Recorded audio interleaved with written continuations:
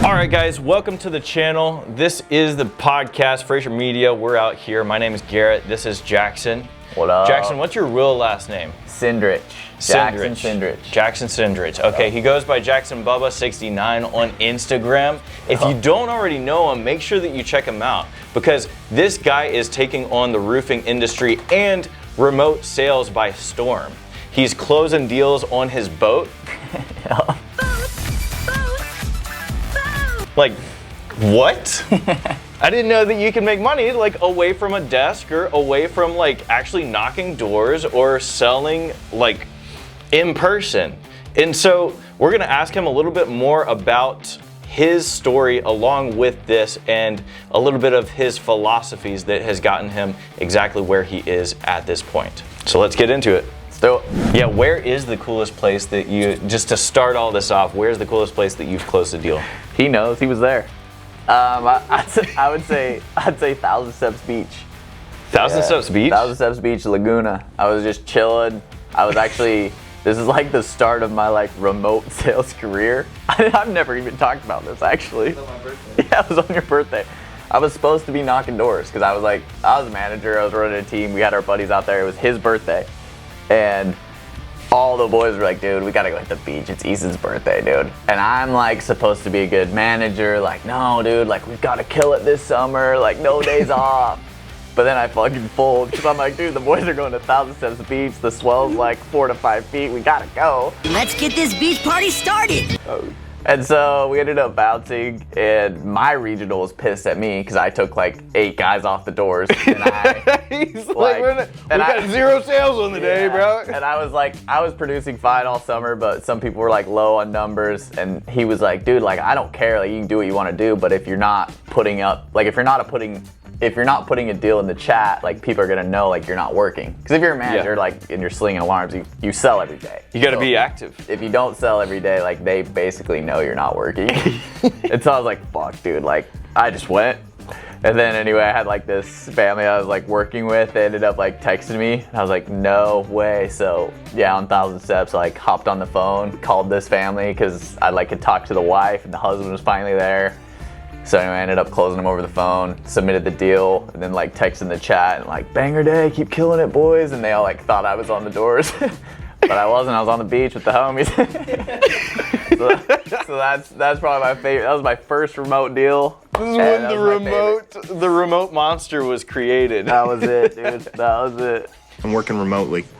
From there, were you like, did that like inspire you to like buy a Google Sheet or something like that, or like? You know what's funny is no, like I didn't even know about remote sales at that point because I was still like my second year in door to door. I didn't know people like I knew it, but I didn't think it was like I didn't think the opportunity was as real as it is. Yeah. So yeah, no. Yeah, because everyone always says they're like, no, you can't. Nothing beats door knocking. Yeah, it was right? No, it was like second month of my second year knocking doors. I still had like a full like year and a half, 2 years beyond that before I even like got into remote sales. So just thinking back on it now, like, that's the first time I've told that story. It was like my first remote deal, probably my favorite spot I've ever done it.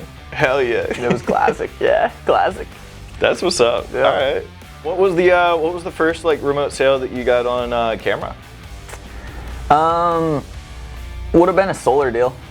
Yeah. Yeah, would have been. There's like, it was just a video of me like taking a snap because I still wasn't like I wasn't pushing social media at this point. I was just filming vlogs with the boys, so I wasn't pushing like my own personal brand. Mm-hmm. But I was just sitting in docks with this lady.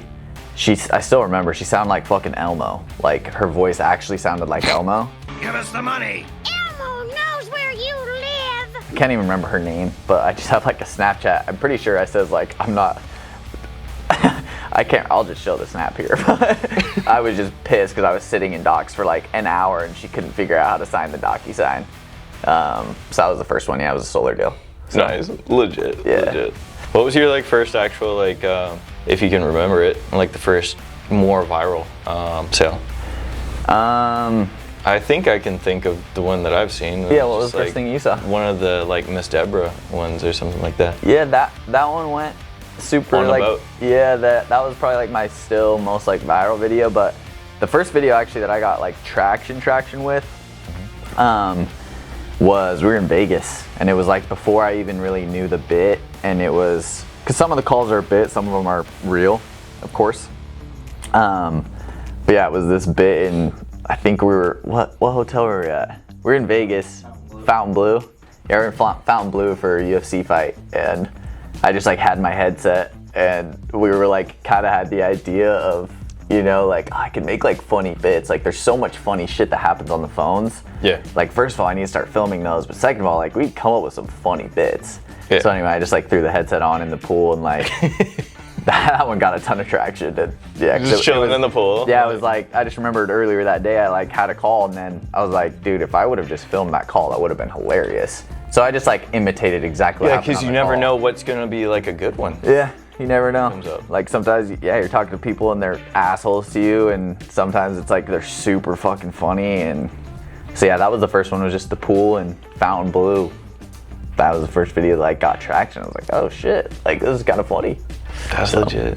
Yep. Yeah, because I've out of all of the times that I've done door-to-door actual filming, like I'm usually standing there with a camera. Yeah. Right.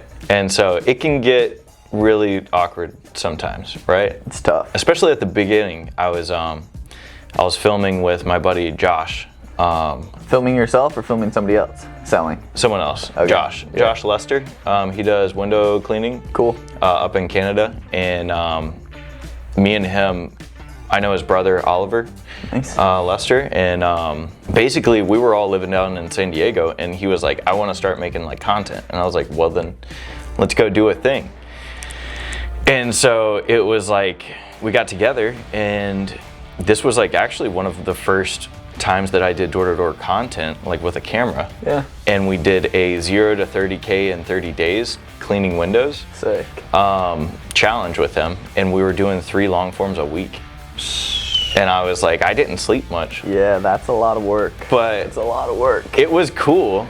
And we had the craziest like Karens and stuff, and like, yeah. Dude, we ran into all kinds of stuff. Oh man, people asking me to delete the footage, and I'm like, I wasn't even like filming the whole time. Yeah. I don't know what you're talking about. I identify as a camera, actually. Identifies. Then like, what do you do at that point? But so I learned how to do a lot of like de-escalation tactics really well, because he was a firecracker little, like, he's probably like 20 years old or something, yeah. Straight from Canada, and nice. Lives off, like, has hockey in his blood. Yeah. He's like ready to throw down at any time, yeah. And he'll just like argue toe to toe with some 40, 50-year-old dude. And I'm like, all right, well, cool, bro. That's funny, dude. Just sweating over there because he's arguing about, I don't know. That's good. I don't know. Anyway, that story didn't go anywhere. But that's where we got started with making content on door to door. Easton, what's your favorite person that you mumbled to? Dude, it's got, bro, come on. There's one answer to this. Come on. Has to be Andrew Tate, bro.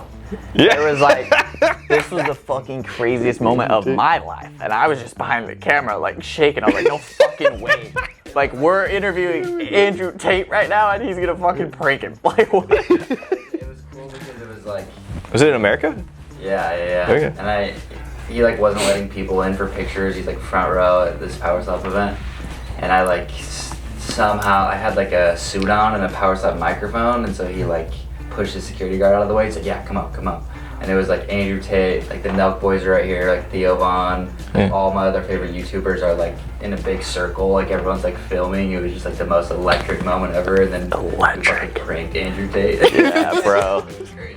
And it was so, like, at that point, I had like 1,700 follows on Instagram. He just invited me to come to Power Slap. We're hanging out with all of these homies that we've watched forever. And then he's interviewing fucking Andrew Tate, which all of them pull out their phones. Like, the hottest shit on YouTube is pulling out their phones to film, like, somebody's talking to Andrew Tate right now. Yeah. And we're like, bro, what the fuck? I'm like, oh. Like, what?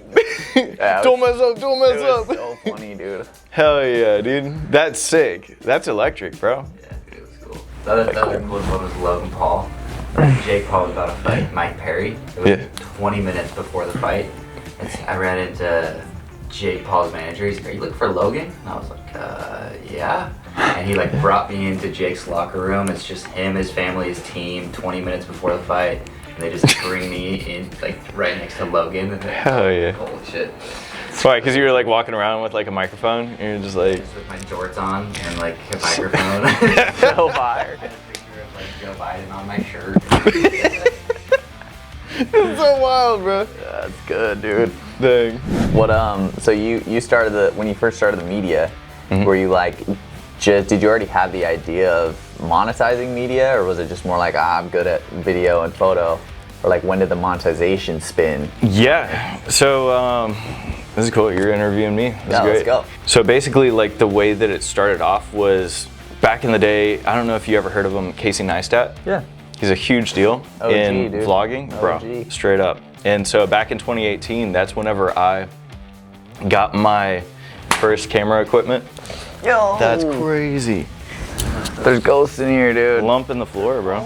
There's ghosts in here. They follow us from our Airbnb. Is there dude. ghosts following you guys? Yeah, bro. You're What the hell is going You're on, dude?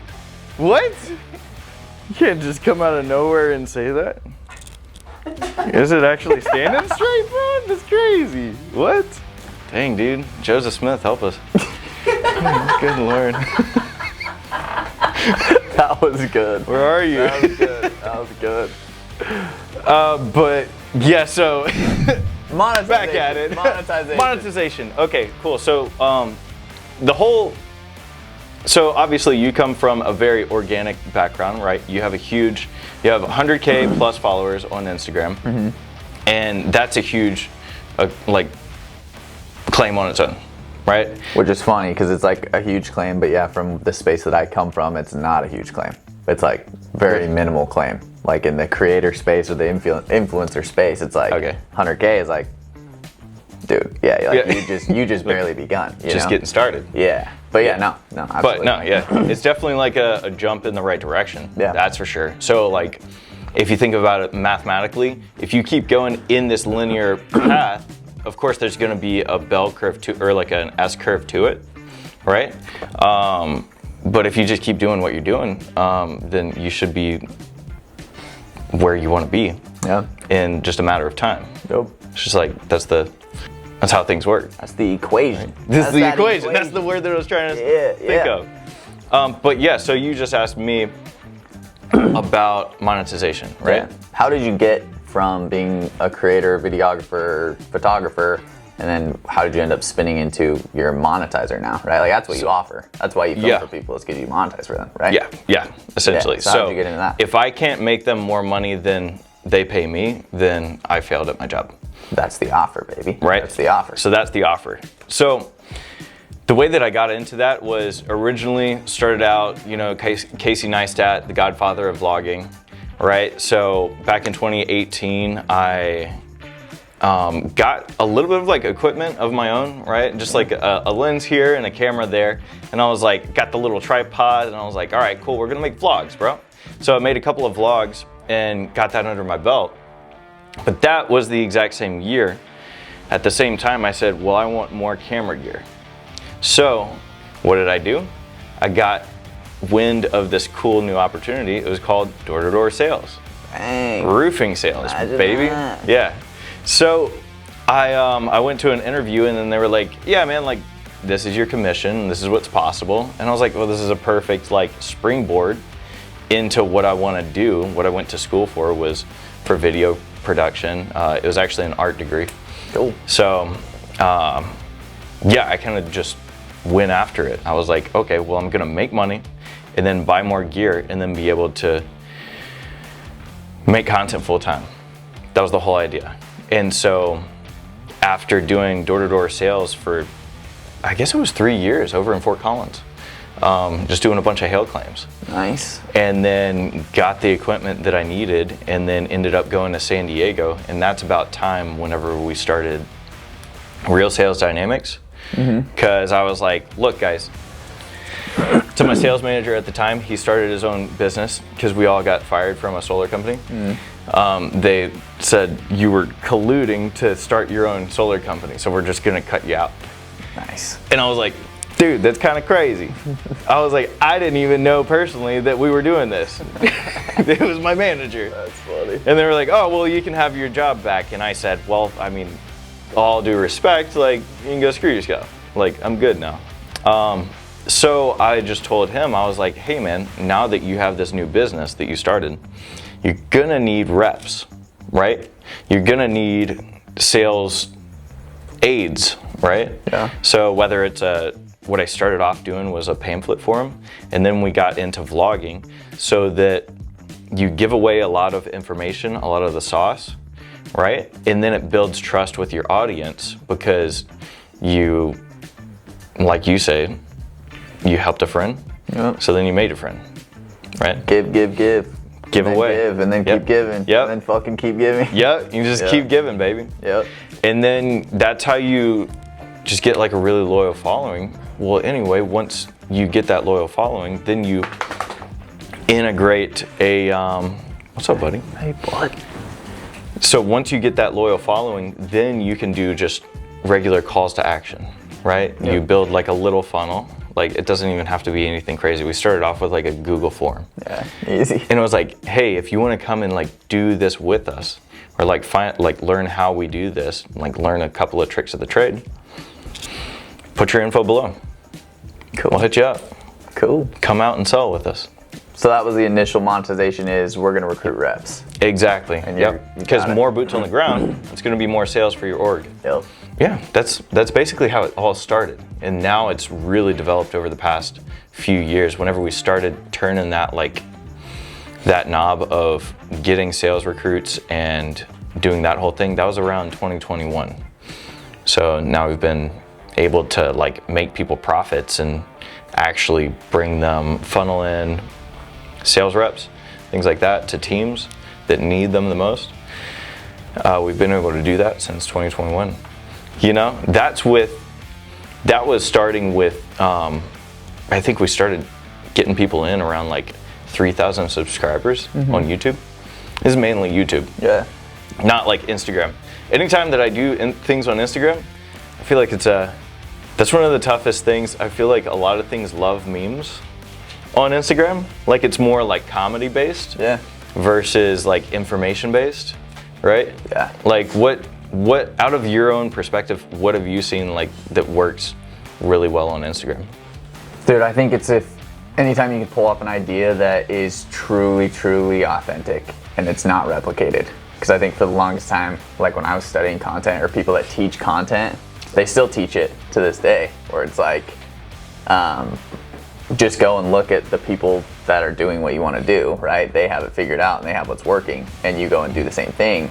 I think that era is dead. I think it still works, but I think that era is like, you're not gonna see like great results from it. You'll still grow, but So kind of like taking someone's already done like formula yeah, or like viral piece. exactly. Yeah, like if you see, I mean, just any of the big dogs, right, that have like plus 1 million followers, and you're like, oh, they're doing that, I'm gonna go do that exact same thing. Like, you're just a worse fucking version of them. It's like, why would anybody follow you or watch you? Because they can just watch the better version.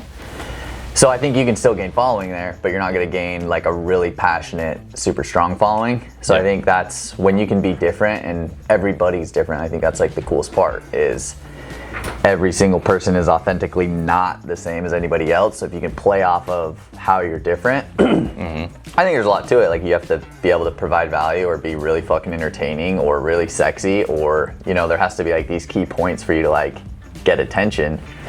But yeah, I think that's the magic of people that grow social media is pretty quick, is they have those different things, right? Like, but then you plug in like something that's authentic, or something that people haven't seen before, and they're like, oh shit, this is the best version of that. I've never seen that before. I'm gonna follow. So that's Absolutely. kind of my idea. Yeah. What's been like I know that yesterday you did a training, right? And I would love to hear and like share a little bit about that. You have a pie chart, kind of a ideal Yeah. of how you create your own content. Yeah. So it ended up almost like my content like playbook is what I would give it. It came from sales, because I am originally just a salesman. So salesman that loves making videos. Essentially, the pie chart just is a beginning formula to start content. I don't think you can follow the pie chart. If you continue to follow the pie chart forever, you'll never be able to monetize, right? Okay. Like, in my opinion, eventually you have to change, right? You have to end up tailoring your content to whatever your offer is. But as far as starting content, if you don't know what to film or how to film or where to film, you just create a pie chart of your life, and you end up splitting it into the percentages of what your life is. So when I started content, 30% of my content was sales content, because in my life, I love action sports, love my family, love fucking off with the fellas, I love food. There's so many things, fishing, snowboarding, snowmobiling. And I thought about my life and I was like, out of all my pie chart, everything that I love to do, 30% of it's probably sales. And so as I started creating content, 30% of that content was sales content. And then from there, yeah, I did get good traction off of sales content, because I think my ideologies was different than any other sales training guru, and that's why I ended up, seeing results from that. But essentially, yeah, the pie chart is you just split up what you enjoy in life, you find those percentages, and that's what you can make videos on. And what's easy about it is you end up being authentically yourself. You're not trying to pretend to be somebody else online, and then you never run out of content to film. Because it's like, when I started creating content, if I was just like, okay, I need to make sales content every day, I would have ran out of content. Right? And that's the biggest thing, especially if you're helping people grow social media accounts. Like, you got to post every day. Like, if you're starting an account and you want to grow, you have to post every day for 100 days. Like, that's the formula. It's just like YouTube. If you want to grow a YouTube account, you have to post once a week for a year. Like, there's a formula. You have to do it. It's been proven over and over and over again. And that, I think, was my kind of playbook of starting, was create content around what you already do, so then it's easy to create, you can come up with ideas quickly, and you don't burn out. So yeah, definitely. That's the idea. Because there's a lot of people who do end up burning out. Yeah, you get fried, you get cooked, and you run out of ideas. Yeah. And then also, when you're starting content, you don't have a following. It's like when I first started posting videos, well, first of all, we've posted like 100 YouTube videos, vlogs that like have gotten 1,000 views, right? When you put, you put 20, 30 hours into a YouTube video and then it gets like 700 views, you're like, fuck me, bro. Like, that's so ass. I'm just wasting my life. Yeah, but it's so fun, right? And the reason why we kept at it is because we loved it. We enjoyed doing it, and then your finished result is like the coolest journal entry of all time, right? Like, and so it's worth it. Yeah. But yeah, I think as far as content short form was, like you post your first 50 videos and you see no growth. Every video gets like, 1,000, 2,000 views. Majority of people that are viewing it are like your hometown, like friends and family, and it's fucking awkward and it's just weird. And you're like that guy trying to like do content. But if you can continue just filming what you love to do and you're truly yourself, then you're not like faking anything. So like, how can you get like made fun of or whatever? It's like, if you're just having fun doing exactly your pie chart of who you are, then you'll continue at it. So fact, yeah, that's the idea. And then you're not having to carve out extra time. The way that it kind of works in my head is whenever you're using that pie chart, then it already like, how'd you call it? Like it kind of carves out time naturally in your own day-to-day life, right? Because you're already doing those things that amount of time already. So you just whip out the phone, shoot a little this and that. Yep. And produce it and post it the next day. That's it. Okay, so then your workflow is right in line with your lifestyle. And you're not trying to be somebody that you're not, right? You're not fucking posting up on your Instagram account with 1,000 followers and trying to pretend like you're Andy Elliott or Grant Cardone, because you're not. So be yourself, because if you're gonna pretend to be them, they're not gonna fucking watch your shit, because you're just a way, way, way worse version of them. So just the Temu Grant Cardone, bro. Yeah, even worse, bro. Like, they don't even sell you on Temu. Like, you can't even find yourself on there. No. But anyway, I think I still have a lot to learn, but that's kind of the playbook that at least got me started. I think as far as growing past and beyond, I think there's a lot more strategy that I don't even know yet. And I think that's another thing, is like, don't pretend like you know. Like, I think that's where people blow it all the time too, and they like lose credibility online, is they like pretend they're fucking the godfather of whatever their industry is. And it's like, you're not. And people sniff it out. Like 5 years ago on social media, you could fake it and you could rent a fucking car and you could pretend like you're rich and people will like buy into that. And now it's like, we're in such a trust recession now that it's so fried. Like, people buy into authenticity and that's it. So like, if you're trying to fake it and be somebody that you're not, you're gonna get sniffed out super quick. Super quick. Wouldn't be really you all the time. That's it. That's basically it. Then you can't hide anything. It's kind of like going on to Joe Rogan and then expecting to talk for 3 hours, but in some sort of like false narrative. I think that's why our best friend Kamala never went on there. It's probably that. That's probably that. You can only keep up a bit for so long, you know? Otherwise, you're like a professional actress, and even, well, what's that girl, Amber Heard with Johnny Depp? Oh, was that his wife? Know, even yeah. And she, even her as a professional actress, she couldn't keep it together on stage for long enough that the jury would believe her story. Huh. You know?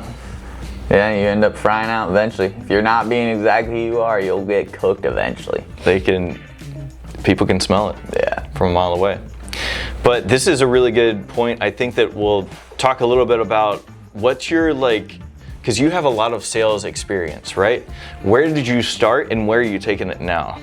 Yeah, I started classic door-to-door from Utah, bro. It's the mecca of door-to-door. If you're not knocking doors after high school or college, you're blowing it, dude. So I started selling with Vivint. I knocked in Southern California for 2 years. The goal with that was I brought all my homies out. The goal was to go make money on the doors so that we could be YouTubers. So we did it. We went and knocked for 2 years. That's crazy. Yeah, went and knocked for 2 years. Then we ran our YouTube channel, Gas Boys, for a full year just because we had money saved up and we could do it. So we pushed it. We ended up growing the channel to 11,000 subs, which you don't make money if you have 11,000 subs. So we ended up learning a ton, had a ton of fun. And we kind of had some fallouts with the people who were like a part of it and who really like wanted the vision and didn't. I think that's another thing we learned is you can't make people want something that you want. They've got to want what they want. So anyway, it was super fun. And then after that, I ended up getting back into sales, but remote sales. So I was selling solar over the phone. So I got into phone sales, which was a blessing because there's so much more to learn, right? Like selling on the door compared to selling on the phone is a different animal. So that was awesome. Sold solar over the phone for about 6 months. Then we ended up pivoting into roofing. And then I helped grow a roofing vertical over the phone for about 1.5 years. And it was awesome. But the problem with, managing a full sales floor, you don't have time to make content. Oh, yeah. And content's my passion. So how many guys were you like managing? Up to about 25 at our peak. To 25? Yeah. It's kind of a lot of... setters, closers, just phone room, fucking Wolf of Wall Street, exactly. Just a boiler room. Yeah, that was it. And it was really fun, sick. Learned a ton. And then, ended up kind of stepping away from that company to be able to pursue content at a higher level. And that's where we're at now. I just have a passion for like sales training, consulting, helping people become a part of something that's bigger than them.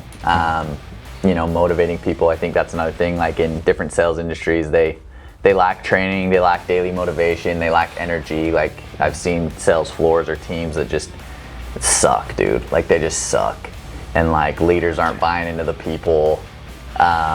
And because in my opinion, I don't think there's like sales opportunities that are way, way, way better than other sales opportunities. I think there's a pool of like 10 to 15 sales opportunities that like if you have the right leadership, the right training, the right energy, right, and people around you, I think there's opportunity to make similar money in like multiple industries. It's really more about the community. Yeah, because then you can go alone, or you can, like if you're in an organization where you can't go alone. That's the thing, you cannot go alone. Right? But then if you go together, then you go far. Exactly. And so that's kind of the vision of what I've wanted to create with like content, because I thought about it. I'm like, should I just like start my own company and grow vertical there or here, or there's like 5 different opportunities that I've been a part of, and I'm like, I can just go grow that, or that's still not my passion, right? Like I don't want to build a roofing company or a solar company or alarm company, pest control company. Like that's not what I was called to do.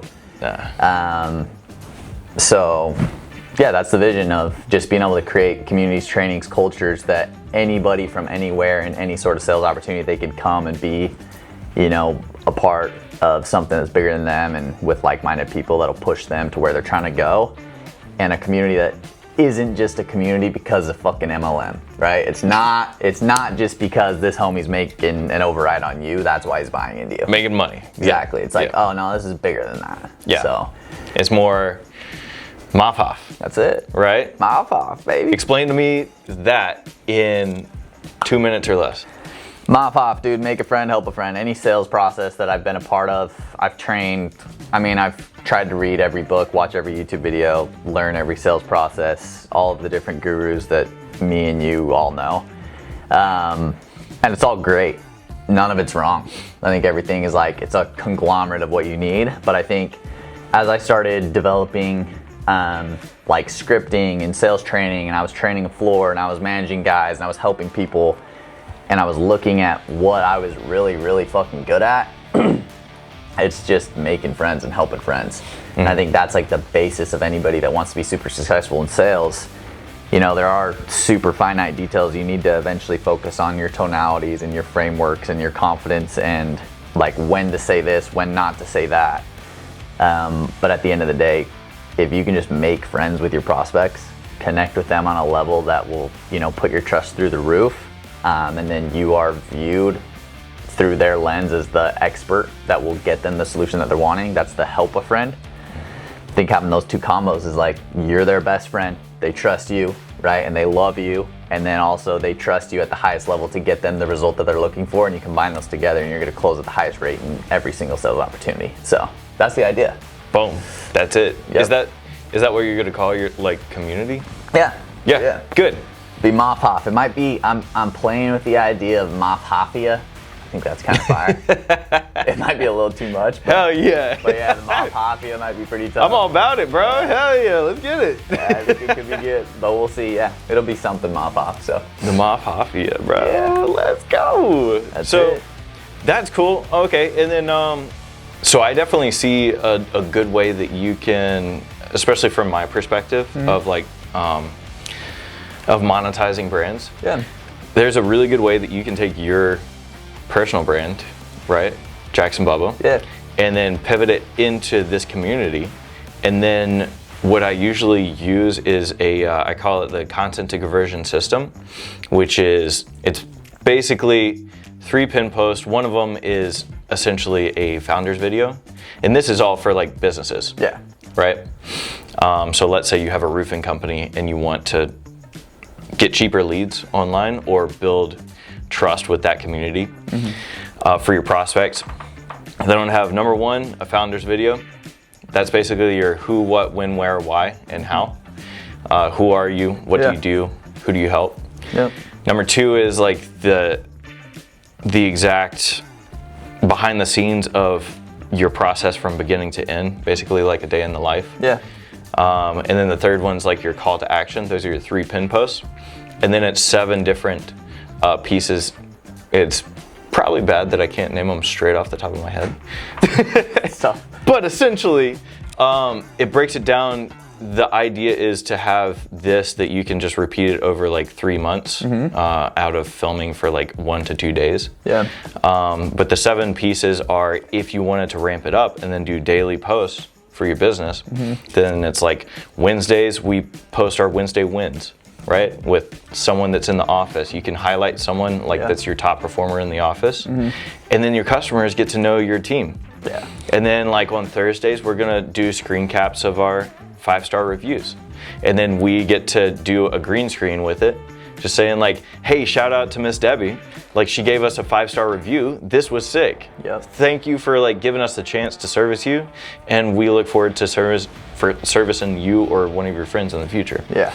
And it basically lays it out in plain detail for someone to take this system and be able to implement that into their business. Then it's as simple as running a simple little paid ad to bring people eyes in, and then it's a sale from there. Cool. And they just follow that content, yellow brick road. That's cool. Right. That's awesome. To your offer. So that's what you've developed over the last few years with Frazier. That's like Yeah. what you see is gets people the best results in businesses. Yep, that's what I've seen has gotten really good ROI. That, and then just having proper funnels put into place, right? Having a good landing page with a good offer. It's a Grand Slam offer. Just look up Alex Hermosi, and he'll show you exactly how to come up with a Grand Slam offer. You take that Grand Slam offer, and then you can really push to promote it around holiday seasons. Just really pivot off of those big seasons to grow your business, and then you're off to the races making money. Marketing 101 right there, baby. That's it, baby. Bang. You already know. Bang. So thank you so much for like coming on to the podcast. Of course, dude. This is really cool. Basically, if you don't already know him, make sure that you follow Jackson on Instagram. Where can they find you? Instagram mainly, Jackson Bubba. 69 because Jackson Bubba's taken. So we have a 69 in there. But yeah, on Instagram, I mean, TikTok as well. TikTok's just lame as hell. And then YouTube, yeah. Right on. Yep. Well, cool. Thanks for joining me Of course, on the podcast. brother. Yeah, pleasure. And catch you guys next time. Peace.